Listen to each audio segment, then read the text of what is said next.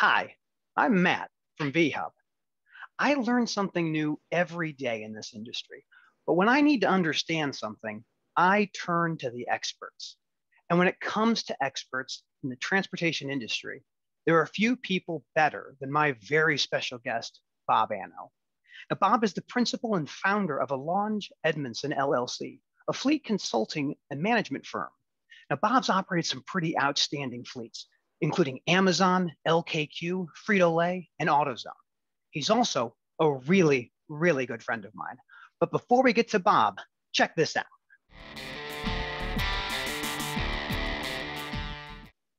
Bob, thank you so much for joining me today. Hi, Matt. It's good to be here. Now, I am so excited to talk to you because you are one of my absolute favorite people in this industry, and I've had the privilege to work with you for a few years. But what I want to know is, how did you get in the transportation industry to begin with? It's a very interesting question, and I was asked at one time from a student at a university I was doing a presentation, asked that very question: how did you get into this business? And flippantly, I said, well, I forgot to say no someplace along the way, which is kind of true. I started my professional career straight out of college as a military officer in the Army, in managing and operating heavy-duty combat equipment. So there's some natural transitions between the people and the equipment in those groups, understanding how people and machines work together and the maintenance around it and the logistics associated with it. So it was a natural transition for me to move into logistics in the heavy equipment or the heavy duty trucking spaces in the business. Now, did you start in private fleets, or where did you start in the industry? I actually started coming out of the military. I started at Frito-Lay on the manufacturing side. And I was working kind of an off shift as a production manager, just kind of pushing bags out the back door, and was offered the opportunity to do some special packaging operations, which required kind of taking things out of inventory, reconfiguring, putting back in. And they recognized that I had a flair for more of the logistics part of it all, because I understood that you had to repackage everything and you had to make shipping schedules, and I could get the trucks loaded, and which is very different than the skill sets of most of the people inside the manufacturing facility. And after doing that for a few months, an opportunity in logistics at Frito-Lay came up. So I went to go work inside one of their traffic centers, managing both the maintenance side and the driver management and the networks, the delivery networks. So after Frito-Lay, what did you do next? Did you stay in the trucking industry? Did you get back into the manufacturing side? That's when I made the bridge into other private fleet carriers that are out there. I went from Frito-Lay and worked for AutoZone. Got to do a couple of really cool projects there. I started as a regional transportation manager. Two of us across the country. I had the western half of their service area, which was basically everything west of the Mississippi River, which included, about 120 tractors and 4 or 5 different locations. And then went to go work on their in-market replenishment system. We built that up, which provided some hub and spoke deliveries inside local markets. And after I did that for a little while, I went back to run all of the outbound DC to store distributions for AutoZone. And after leaving AutoZone, I went into Service Master, where we started up their shared services group. I was responsible for bringing the maintenance up to include a call center and contracting all of the outside maintenance to include parts, labor, tires, kind of soup to nuts on a very broad scale. I think we started with right around 19,000 vehicles across 7 different brands. So that worked out really well. It was a really, really good experience. And we stuck with that for a little while, and then some ownership changes and some structural changes. So they went and kind of moved something else. From there, I went and did I managed a third-party logistics operation, mostly warehousing, pick, pack, and ship. We did apparel was kind of the big steady customer, as well as some of the AutoZone vendors. We did some returns and repacking for them, as well as a little bit of everything that you get in general third-party relationships. Got to better understand the parcel side of the business, because we would ship about 500 or 600 packages on on average a lot more during some peak seasons on a daily basis, mostly to stores and to consumers. So it was interesting. Part of the business I didn't really understand until I got into that, as well as some local delivery. And then from there, I went to go work for LKQ, which is probably the largest company that no one's ever heard of. LKQ is That's right. A collision repair company. It's mostly business to business in a very slim market, very few people. Everybody touches it at one point in time, but nobody really knows what goes on behind the scenes. And that was a good experience because I got to understand both the salvage side of the business, where they brought damaged cars into the lots, stripped them down, sold the parts off, as well as an aftermarket side where they had newly manufactured, mostly collision repair parts. Absolutely. And then from LKQ, I was sitting at my desk one day and I got a call from a recruiter at Amazon, and she says, "Hi, I'm from Amazon. We're trying to build a 30,000 trailer fleet in a couple of years. Are you interested?" And it took me, seconds to go, yeah, I think I would be very interested in that. That's where we had a chance to work a little bit together. So when you were running the business for Amazon's middle mile, so it's really interesting to understand just how quickly that fleet grew. And I remember distinctly, I was one of the vendors that maintained assets in Atlanta and also in Chicago. And my favorite story is you had some junior executives that wanted to understand transportation and maintenance. And so we had a mechanic on site, and you and I got to walk with the mechanics and the executives to show them, like, this is how you PM a trailer. This is how you PM a dolly. And we watch as the spotter smashes the trailers together in the background. Yeah, it was interesting because when I showed up at Amazon, there were probably less than 600 trailers on the ground. Most of them very recently purchased out of dealer stock. Within 3 years from that date, we built that fleet up to just a little over 20,000 trailers that were all produced at factories and came back out. So I got to get to be really smart on a lot of different things, from the procurement side to the actual building, and got a great relationship with some of the, or most of the OEMs. I spent a lot of time in the factories, a lot of time on the ground. What I love about your background is you've touched almost every aspect of the supply chain, from warehousing to procurement to distribution to final mile, middle mile. And so what you're doing now with your firm, what are the problems that Alonge Edmondson is solving for your clients today? Yeah, most of the clients that I deal with are folks looking to fix most of their equipment acquisition problems, or to buy there's some specialty components that I actually work with customers with also. But it's basically, I spend a lot of time dealing with a variety of different people who are at different stages of development or sophistication, to really, really good carriers or fleets that operate very well, that are kind of stuck in a specific place. And they allow me to come in and kind of look at very specific problems and work your way through it. One of the projects we're working on today is how do we get a mechanic inside their own shops to work more effectively.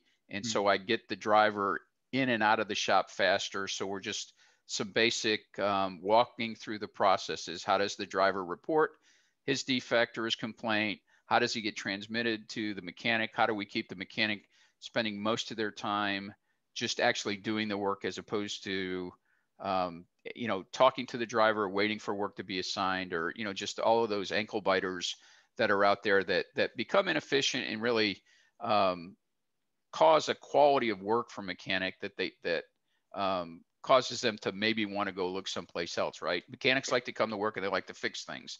So if if they walk in, they open up their toolbox, they got a job or two waiting for them, and they can go from job to job, and they're not waiting for parts, and they're not waiting for, they'll go find the driver to get an explanation of really what's going on. So we're looking to kind of improve that. And actually, I've had a fair amount of success in a very short period of time. Just an example of current projects we're working on. Yeah, what I love about that is, just in transportation generally, these aren't new problems. These are problems that have been around for decades, but the bigger fleets had those problems 20 years ago. And they're like, okay, how do we solve it? So I see the value of being able to help us, a for-hire carrier or a private fleet, navigate these problems through either technology partners or just better processes. Yeah, an interesting offshoot of all of this is as we did this process mapping to get to who does what, where do you hand it over to, we found out that the maintenance management software that we're using has tons of capability that we weren't working on. So we were trying to figure out how to solve a problem, only to find out that the problem's been solved for us already. We just have to go use the tool. Because Absolutely. we did we sat around the room and put the big whiteboard up and said, what if? What if we could do this and what if we could do that? All right, how can we go do that? And it took 4 or 5 people to go, hey, I think the software does this. And the next guy goes, well, I think the software does this.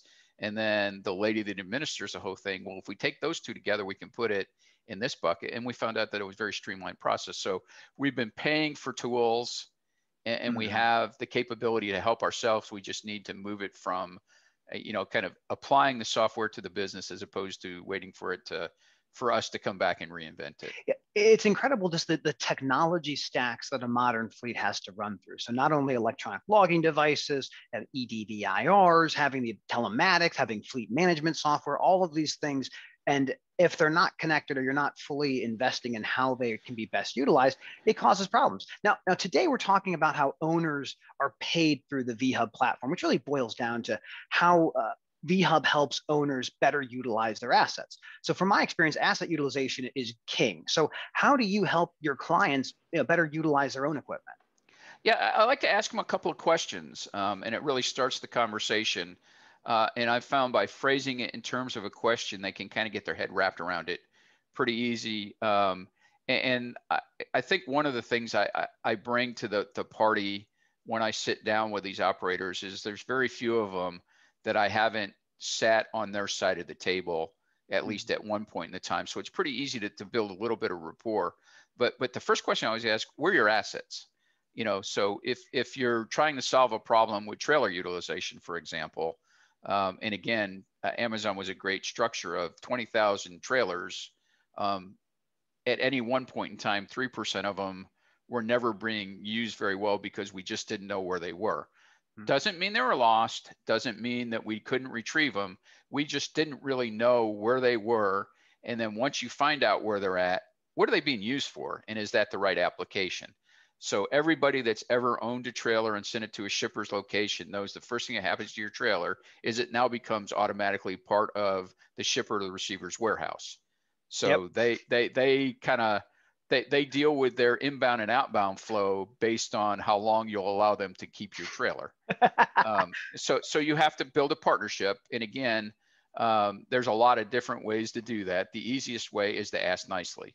So if you set and you ask nicely by either just picking up the phone, or you do your periodic business reviews, or you set service level agreements. There's a lot of different things. And then when all of that else fails, you sit them down and go, hey, if you want to keep my trailer, I get it, but I'm going to probably have to charge you for it because it's an asset that you're using not for its intended purpose. So I'm going to have you pay for it in that specific mode. And for the most part, they either empty the trailers or they go, okay, I get it. I'll pay for it. But so, we started with where is the asset? What's it being used for? And then, particularly now when trailers are becoming in short supply, how can we use them better? So that's the old thing. So, but in the past, if you had a good customer and one that maybe was slow loading or unloading trailers, and they always want more because there's never enough trailers, right? Until you run out of space, then they want you to come take them away. But you send them out there and you go, what do you want to do with this? And when do we send it to you? And how can we collectively get better with it? Are you filling up the trailers that are outbound as completely as you can? Because that gets your utilization better because, if you take a 90% trailer, every 10 trailers, you got to add another one. And again, the basic math is there, right? If you're filling up 50%, then it changes. So fill it up as much as you can, maximize the cube, maximize the weight, whatever the constraining factor is. And then how often do you run them? I mean, that's a great thing for a trailer management piece is how many hours of operation, because most people can figure that out. They know the start and end time that it's tethered to a powered unit or on a run. And you've got how much time is it used actually going up and down the road, which is its intended purpose. And what most of the folks I deal with figure out, it staggers them that in a really well-run operation, that trailer's going up and down the road about 35% of the time. Yeah. Which means 65% of the time it's not. So Exactly right. if you take out a couple of percentage points for when it's actually got to be maintained, and then probably up to 6 or 8% of the time, depending on the operation, it's either being loaded or unloaded. You're still, about the other half of the time, it's not really doing what it's intended to do. So how do you close that gap? How do you make that work? You just kind of keep on working your way through it, and it's a real simple process with what's the biggest outlier, go fix that. And an easy thing to do is, what's in every telematics program that's out there that's tied to that trailer is going to tell you when a trailer is dormant, and you can put whatever parameters you on it. So, a good thought is start with something like trailers that are dormant more than 7 days. You should never have a trailer dormant more than 7 days. So where's it at? What's it doing? Why is it there? And then you can start targeting, and then just kind of ratchet it down. And then eventually you get to the point where you now have trailers dormant 3 days or less. I'm not so sure that there's much more that you can do without doing some real deep dive into what the solution is. But if you can move dormant trailers that are greater than 7 days to trailers that are dormant less than 3 days, you're probably doing okay. And I think another solution in that same space is making sure that the maintenance that's being done is planned versus unplanned. If you have an unplanned thing, you're not going to utilize that asset nearly as well as you might otherwise. Yeah, what I try and tell the folks I work with, because I've tried trial and error 100 different ways with these things. The best way, particularly with both power units and trailers, is when those windows open and close. Put it as part of the scheduling. So you kind of dispatch a truck or dispatch a trailer to the shop, just like you would dispatch them to a customer for a pickup or delivery.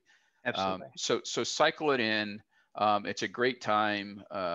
If there's a driver that's assigned to the truck and he's a long haul driver where he basically lives in the truck for a while, when's he going to take his next break next to the shop that you have?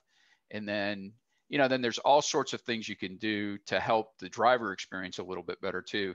One solution I saw with one of the folks I work with, they picked up the idea of scheduling it, but not only did they schedule it, but they had an availability of a pre-scheduled Uber driver that would come pick him up and take him to where he wanted to, either to someplace to eat or to a hotel, or if he just wanted to come back and hang out in the driver's lounge or whatever he wanted to do. But there was a consideration of, as he got scheduled for that, there was an Uber scheduled at the same time that he could either confirm or go back. And we made it really simple. That particular operator just did a direct bill back to him. And what they found out was the cost to Uber a guy to go get a steak dinner and come back, 3 or 4 hours later when his truck is done was well worth it, whatever it was, because it became a painless operation for everybody involved. Yeah, investing in that driver, that's fantastic. Now, I'm getting word I have to hop to our sponsor, so give me one moment. Okay. With our program, we are always grateful for the sponsors that are committed to help us drive this experience. And today's program is brought to you by bananas, the radioactive, elongated, edible fruit. With global banana industry valued at over $8 billion a year, there's no question that I am bananas for bananas.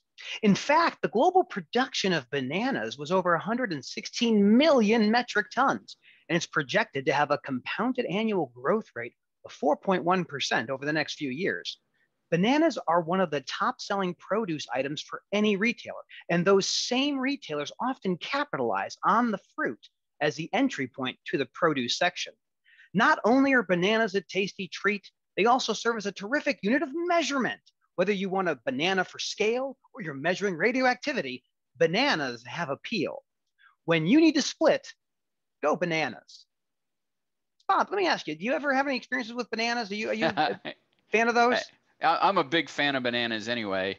So yeah, I think you're leading the witness here. Well, tell me a story about bananas. How about that? It was interesting that one of the first locations that I worked at Amazon was a delivery station for the Amazon Prime, kind of the same day, within a few hours delivery. And one of the advantages that we had was I could order basically lunch or anything I wanted to take home. And I'm a big banana consumer. So a couple of days a week, I would stop and get bananas. Well, as soon as I figured out they were carrying bananas, I would get on my Prime Now account. And, literally 10 or 15 minutes later, a guy would walk through the door with my bag of bananas. But we always made sure that I ordered, if you really are into bananas, you realize you got to buy bananas at least twice a week. Because if you buy a bunch at the beginning of the week, the ones at the end of the week aren't any good. So I had to make sure that I was ordering bananas the day that the banana truck showed up, which was twice a week. So it's all about scheduling, right? Life is about logistics. Absolutely. I just got to imagine what the logistics supply chain is to get bananas at scale. It always impresses me, like that is the most common fruit that people are buying when they go to the store, and how you get, I'm assuming, tens of millions of bananas is got to be madness. Yeah, and talking to the grocery warehouse guys, bananas are just a tough thing because store managers don't want them too green, don't want them too ripe, but it's the Goldilocks thing, right? They got to be exactly right, which is very hard to do because they don't travel well. They very short, very controlled conditioned storage space, which isn't always available because there's no grocery store out there that gets a whole truckload of bananas. So I've seen them do a lot of crazy different things to try and make it right. But a guy that runs a grocery warehouse will always tell you his biggest challenge is getting the bananas to the store at the right time. Absolutely. Well, now you mentioned earlier about telemetry in terms of how you can better utilize equipment. So tell me, like, how can a fleet utilize telemetry to better utilize their equipment? You talked about some parameters, but other examples you have? Yeah. I think I think everybody uses or very broad application to telematics with trailers in particular, but delivery trucks are the same thing.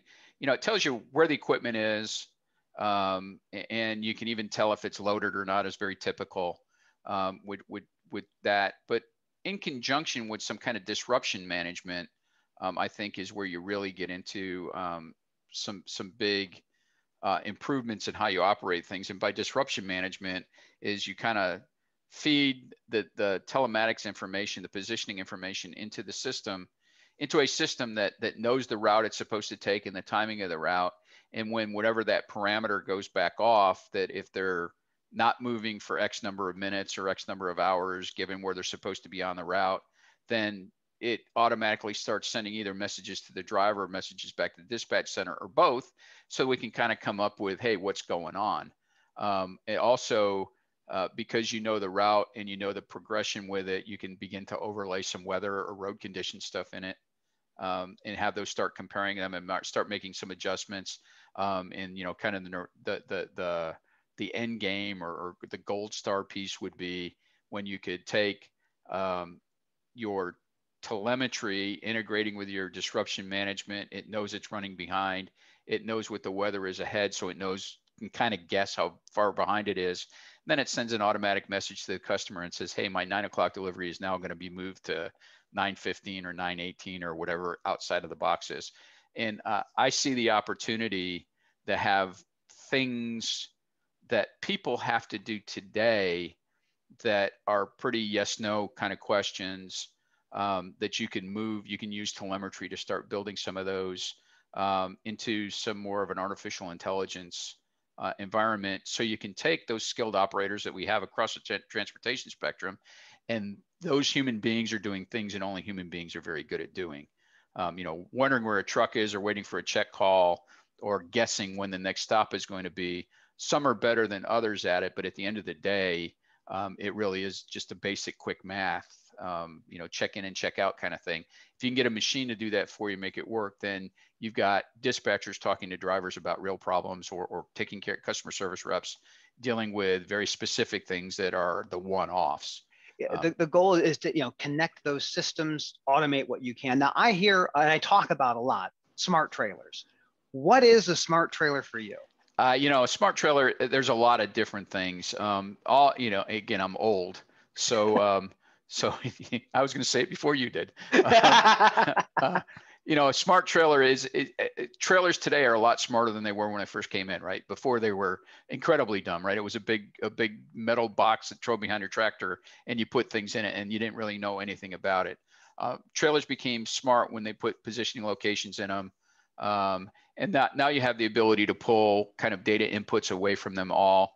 Some of the refrigerated units that are on trailers do a great job of telling what the temperature control is and what things are, and very, very reliant on those things for not only customer service, but to be compliant with the myriad of federal regulations that have to do with food safety.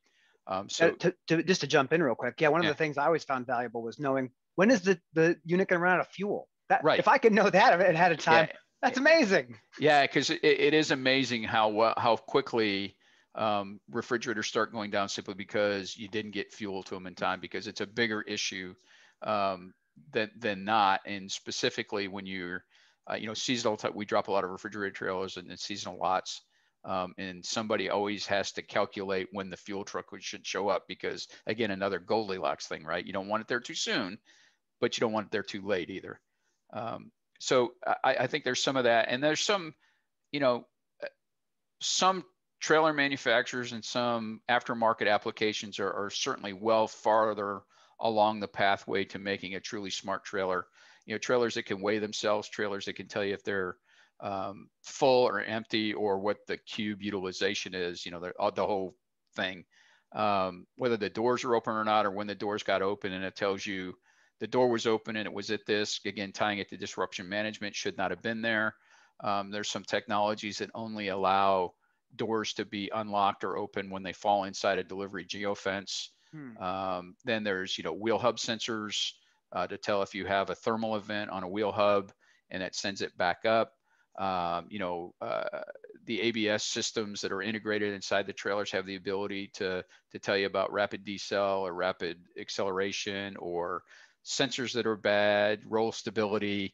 All of those are built into those things. Now you can take those as outputs and work your way through. I think it's phenomenal what can do. I really think the technologies that are emerging now, where not only can you get the outputs of things that may be not working within a set band, but the ability to send software over the air to process it on the trailer to do basically the same thing a diagnostic tool would do when it came into the shop. So it's diagnosing that, and just picture that.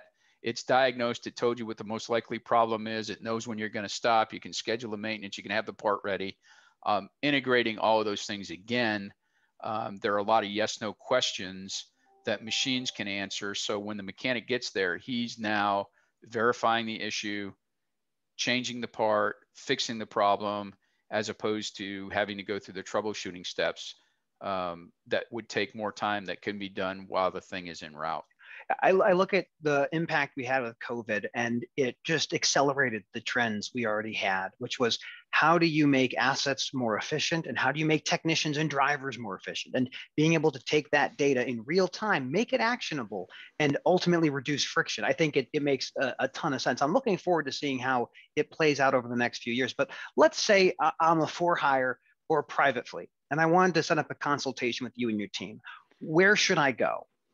Well, and probably the best place to do is to call you, because you know where I am all the time.